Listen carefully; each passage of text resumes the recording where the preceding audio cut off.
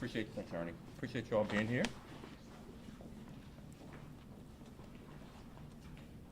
So the men and women of the Chicago Police Department will never stop working to make our neighborhoods safer.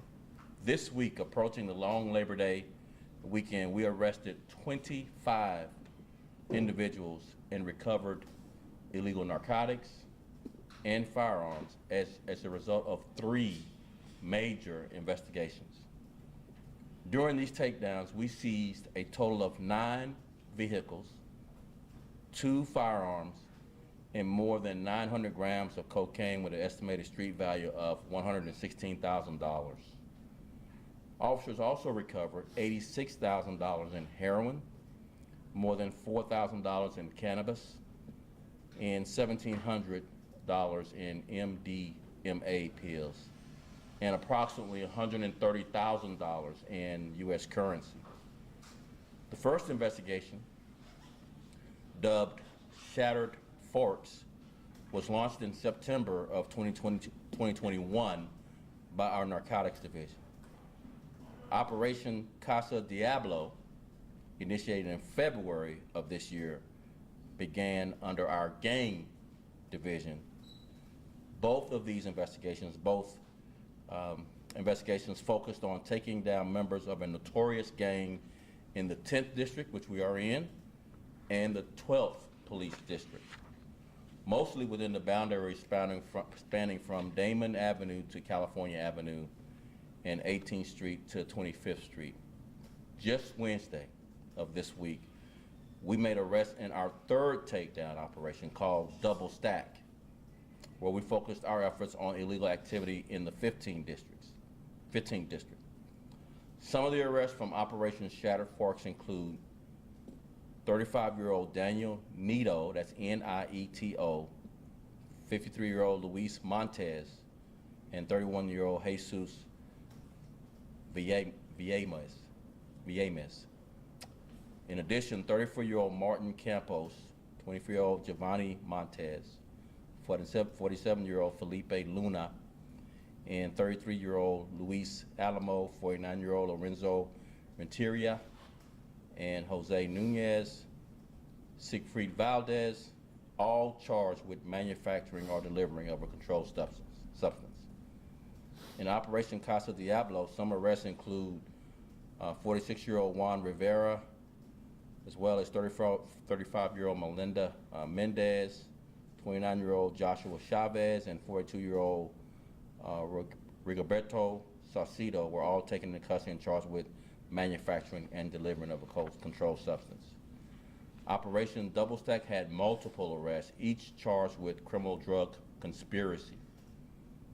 Charged with that conspiracy is Demetrius McCarthy, Madarius Ernst, and Frederick McFadden.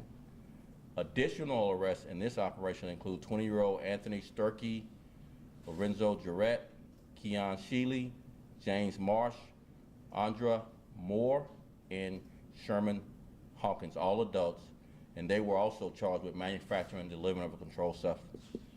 Hawkins, along with Reginald Johnson, are all being held without bond. The rest were released after receiving IRD bonds. These and other gang members' illicit activities and ongoing conflicts were a threat to the Little Village neighborhood, Pilsen, as well as Austin communities. This type of police work puts gang members and anyone engaging in illicit activity on notice. We won't stand for violence or illegal drugs in any community, and neither will the residents in these communities. We won't let gangs wreak havoc in our neighborhoods, because it's not just the guns on the street, it's also the drugs being promoted into, pumped into and poisoning our communities. Going after the gangs and criminal networks, driving violence, and stopping the flow of guns and drugs is vital to our city's future. The success of these 3 takedowns came from steadfast collaborations across our police department. Within the Bureau of Counterterrorism, our Gang Division, our Narcotics Division, working together with our Bureau of Detectives. During the course of the Shattered Forks investigation, for example, narcotics officers uncovered information leading to an arrest in a homicide in November of 2021. In addition, this investigation developed information leading to the arrest and charging of 2 offenders in a shooting incident in April of this year. The offenders in the April case were each charged with 5 counts of attempted murder. Both these investigations, all 3, are ongoing, and we know there will always be more work to do. I can't thank Chicago officers enough for their dedication, their bravery, their courage, and their commitment to this city and to its residents. We can't let our city's light be dimmed by the actions of these determined to make trouble. We must keep fighting for our families, for peace, and for the communities that deserve safety. And with that, I'll take a few questions. Yes? Can you explain how these 3 operations fall under the counterterrorism umbrella? Sure. So counterterrorism is a bureau which houses our intelligence divisions, but it also houses our narcotics, gang, and gun work groups. These 3 takedowns, were they this week or? They were all 3 this week, with some 25 targets that have been brought to justice. Can you speak to the work that goes into these over the course of a year in the oldest investigation and how it all culminates to 3 takedowns happening in 1 week? Sure, I'm glad you asked that question because I want to make a broader point on what happens in bond courts.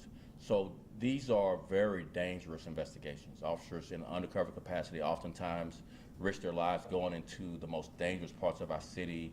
They make undercover drug buys, they make undercover gun buys. They try and gain the confidence of these very violent people so that they can then later use evidence that they've gleaned from their interactions with these people to charge them in both conspiracy cases and delivering controlled substance cases. And many times, you know, everyone's armed, so who knows when someone may suspect that these undercovers are police and try to hurt them, if not kill them. So these are very, very complex, difficult, but more importantly, dangerous investigations. So we appreciate 3 of the offenders that were charged that got no bond, and they were held without bond. But we really want to make the point to our courts, particularly our judges, that those that received I bonds and D bonds, which means basically they got in and out of jail. It took more time to do the paperwork than it did for them to be in jail. We really want to make the point that that's just not acceptable, that these are dangerous people, and this took our officers doing dangerous work, risking their lives for someone that the judges didn't see as a danger to the community, and we differ with that opinion. So we appreciate the 3 that were held. We really want to make the point that we prefer more people in these dangerous situations where they're charged with conspiracies and they're really terrorizing these communities be held as well. Again, you said only 3 of the 25 were held, and the Yes. rest were given. I bond, D bonds. Very disappointing. And so how were these drugs being sold? I mean, we see this tiny bags, we see obviously the cash, are these like open air drug buys? Yes, so if you think about what happens not only in this investigation, but really on the west side, it's an open air drug market, meaning people just sell to you hand to hand on the street. It is really disruptive of the community. Many times they do this in front of young people, young kids, they do it in front of our seniors. I mean, they really make a neighborhood look and feel unsafe. So these types of investigations, taking down these people, brings some sense of peace.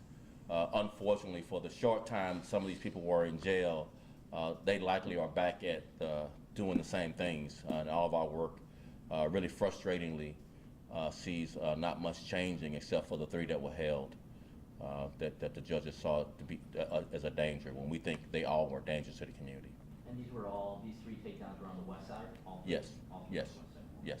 What does it say that so many people are just comfortable dealing drugs, open air, daylight, in front of their community? I think it's clear that what it says is that they have no fear of consequences.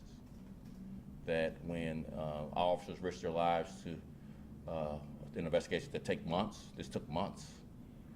Some of these investigations started last year, and then they're out of jail within hours of their arrest and being charged.